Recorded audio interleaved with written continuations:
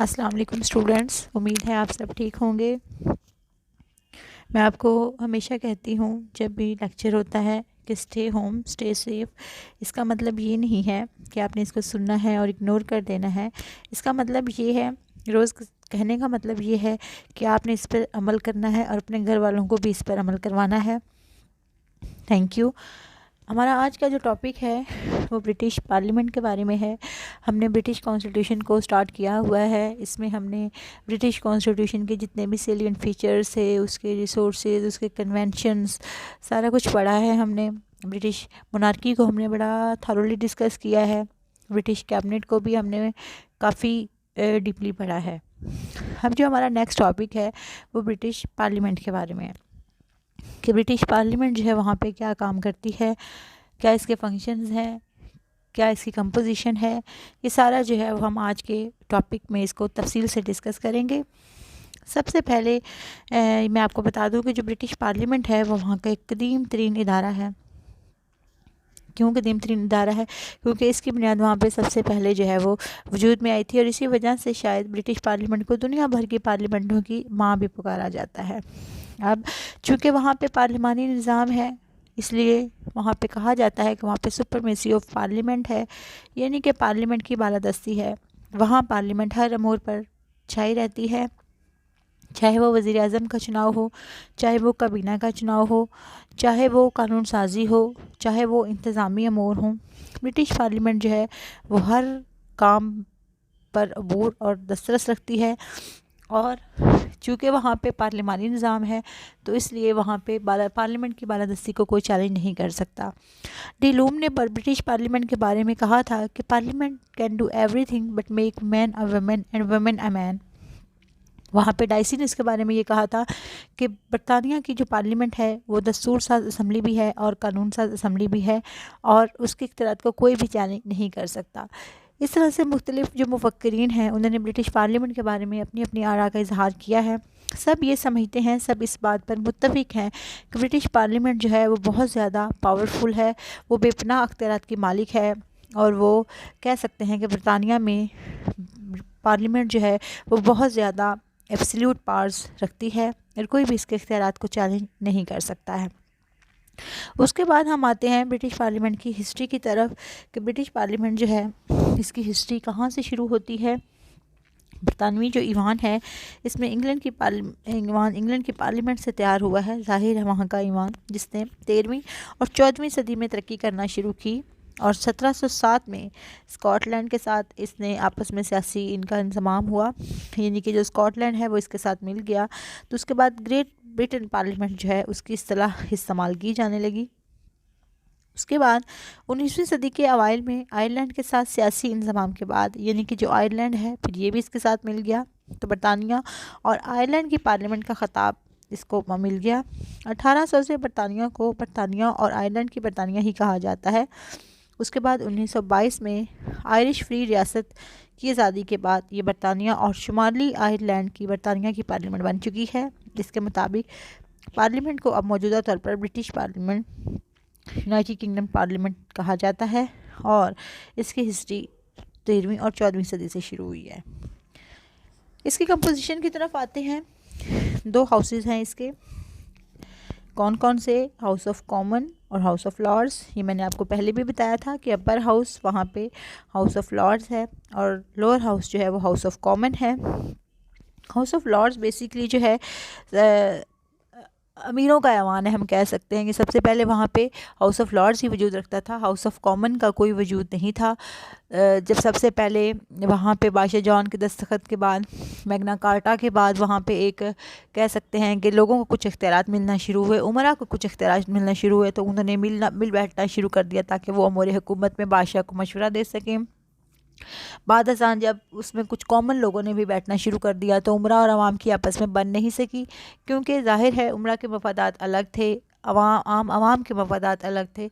तो उमरा ने अवाम से अलग बैठना शुरू कर दिया, तो इस तरह से अवाम भी अलग बैठना शुरू हो गए। फिर इससे क्या हुआ कि उमरा का ईवान अलग हो गया, आवाम का ईवान अलग हो गया और इस तरह से 2 ईवान वजूद में आए, हाउस ऑफ लॉर्ड्स और हाउस ऑफ कॉमन्स। दोनों की कंपोजिशन डिफरेंट है एक दूसरे से। हाउस ऑफ लॉर्ड्स जो है वो ज़्यादातर हेरिडिटरी है, उसमें मरूसी उमरा हैं, कुछ ताहयात उमरा हैं, कुछ उसमें मजहबी उमरा हैं, कुछ उसमें कानूनी नुमाइंदे हैं।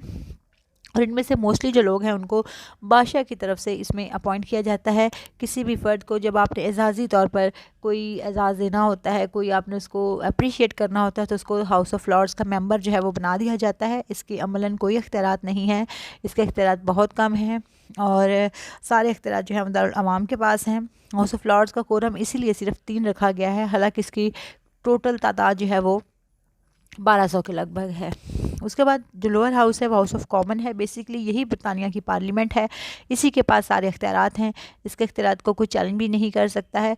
इवन दारुल उमरा जो है उसके इख्तियारात भी पहले ज़्यादा थे, लेकिन 1911 और उसके बाद 1949 के एक्ट की रूह से दारुल उमरा के इख्तियारात काफ़ी हद तक कम कर दिए गए हैं। हाउस ऑफ कॉमन की कंपोजिशन जो है उसमें आलमोस्ट 659 मेंबर्स हैं और हाउस ऑफ कॉमन्स के जो अफराद हैं उनका चुनाव आवाम राह रास्त करती है।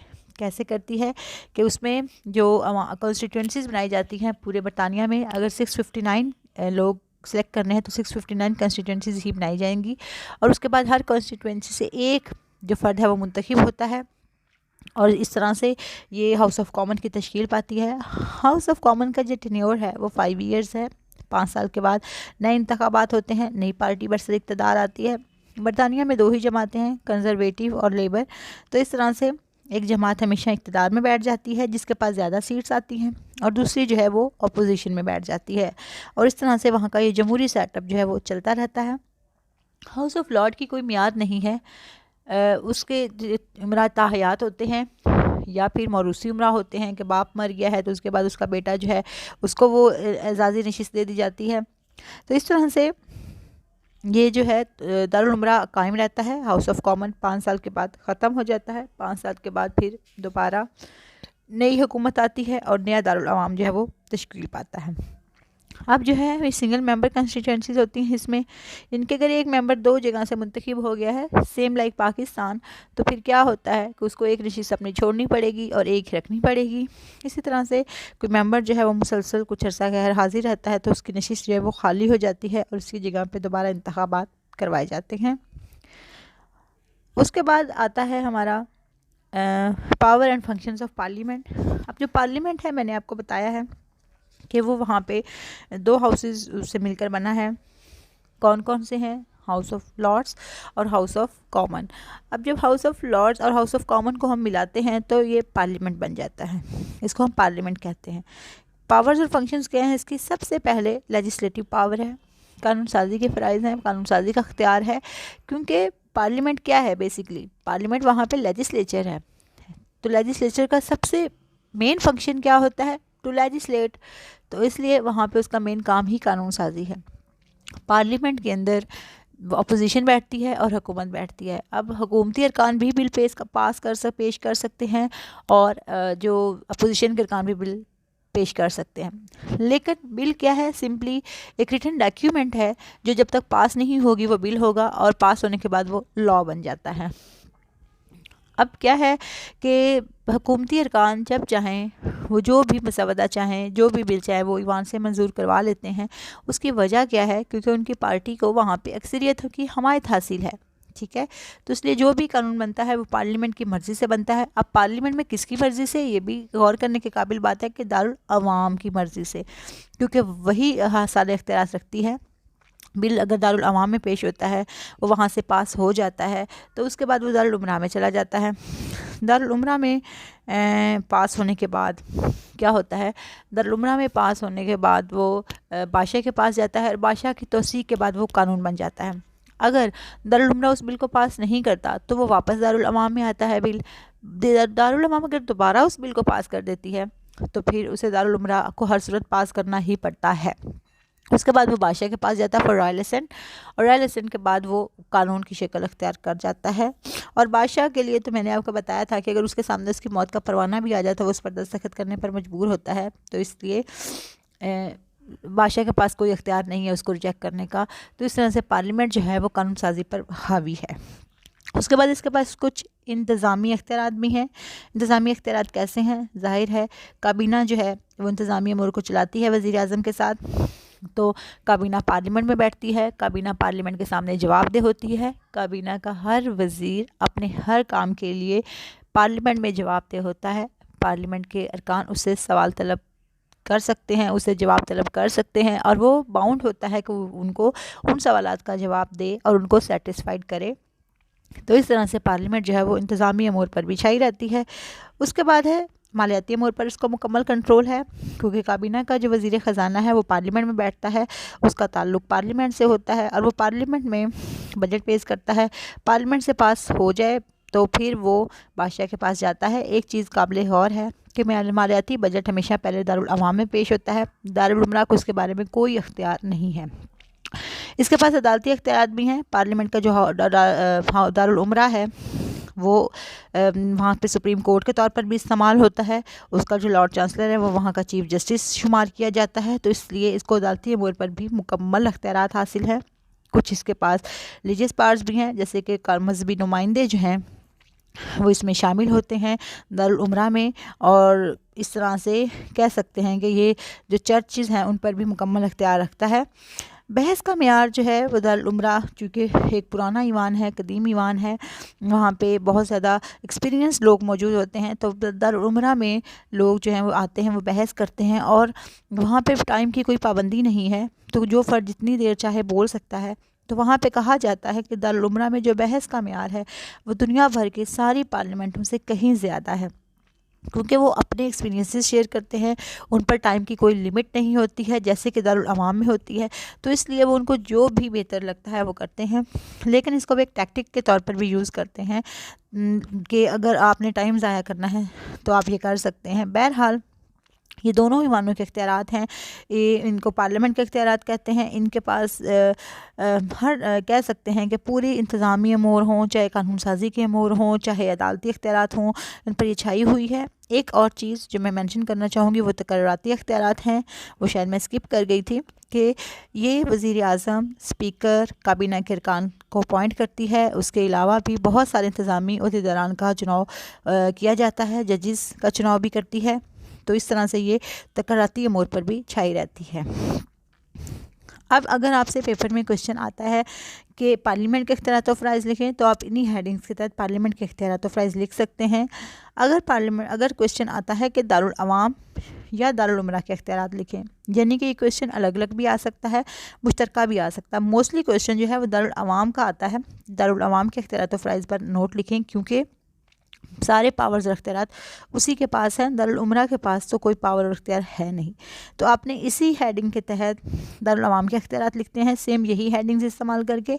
और अगर दारुल उमरा के इख्तियारात आते हैं तो भी आपने यही हेडिंग्स इस्तेमाल करनी है, लेकिन आपने उसमें सिर्फ़ और सिर्फ दारुल उमरा के इख्तियारात ही लिखने हैं कि दारुल उमरा किसी भी बिल को एक दफ़ा पास कर सकता है। इंतज़ामी अमूर से उसका किस तरह से कोई ताल्लुक़ नहीं होता, लेकिन काबीना के कुछ वज़ीर जो हैं वो दारुल उमरा से लिए जा सकते हैं। इसी तरह तकर्राती इख्तियारात में भी ज़ाहिर है जब किसी को कोई एजाज़ात और ज़कावात देना हो तो उसमें भी दारुल उमरा की मर्ज़ी शुमार होती है। फिर दारुल उमरा के असल इख्तियारात जो हैं वो अदालती इख्तियारात हैं, कि वो दारुल उमरा जो है वो एक ईवान के तौर पर तो बैठता ही है, लेकिन उसके साथ साथ वो एक अदालत के तौर पर भी बैठता है, और अदालती तौर पर उसके इख्तियारात दारुल अवाम से कहीं ज़्यादा हैं। उसके बाद मालियाती अमूर में दारुल उमरा के पास कोई इख्तियार नहीं है। तो ये सारी चीज़ें आपने मेंशन करनी है, हेडिंग देनी है, और उसके बाद फिर आपने उसको आगे डिटेल में मेंशन करना है कि दारुल उमरा के पास कितने इख्तियारात हैं, किस हद तक इख्तियारात हैं। लेकिन अगर क्वेश्चन आ जाता है कि दारुल अवाम के इख्तियारात, तो फिर उसमें आपने ये सारी हेडिंग्स लिखनी है, लेकिन आपने क्या करना है कि आपने जो आखिरी वाला हेडिंग थी, जो बहस का मेयार था, ये दारुल अवाम की हेडिंग नहीं है, ये आप दारुल उमरा में ही लिख सकते हैं, क्योंकि बहस जो है, जो डिस्कशंस हैं ज़्यादा, वो दारुल उमरा में होती हैं, दारुल अवाम में नहीं होती हैं। दारुल अवाम पे तो काम का बोझ बहुत ज़्यादा होता है। अभी हम जब नेक्स्ट क्वेश्चन पढ़ेंगे तो हम उसमें बताएंगे कि वहाँ पे दूसरा ईवान क्यों कायम है, उसके हक़ में दलाइल क्या हैं, उसके मुखालफत में दलाइल क्या हैं, क्योंकि वो भी क्वेश्चन बहुत इंपॉर्टेंट है कि अगर दारुल उमरा के पास कोई इख्तियार नहीं है तो वो वहाँ पे क्यों कायम है, जैसे बादशाहत वाला क्वेश्चन था। तो ये मैंने आपको डिटेल में एक्सप्लेन कर दिया है। इसमें से आपको कुछ समझ में नहीं आए तो प्लीज़ अपनी राय से आगाज़ ज़रूर करें, इसको पढ़ें, इस क्वेश्चन को समझें। ये बहुत इंपॉर्टेंट क्वेश्चन है और ये आलमोस्ट पेपर में हर दफ़ा आ जाता है, इसलिए इसको उस पॉइंट ऑफ व्यू से भी तैयार करें। बाकी मिस रमला ने आपको बता दिया है असाइनमेंट के बारे में कि आपने असाइनमेंट्स कैसे तैयार करनी है। आपने असाइनमेंट तैयार करें और वो जिस तरह से मिस रमला ने आपको गाइड किया है आप उस तरह से उसको हमें भेज सकते हैं। बहुत शुक्रिया, थैंक यू।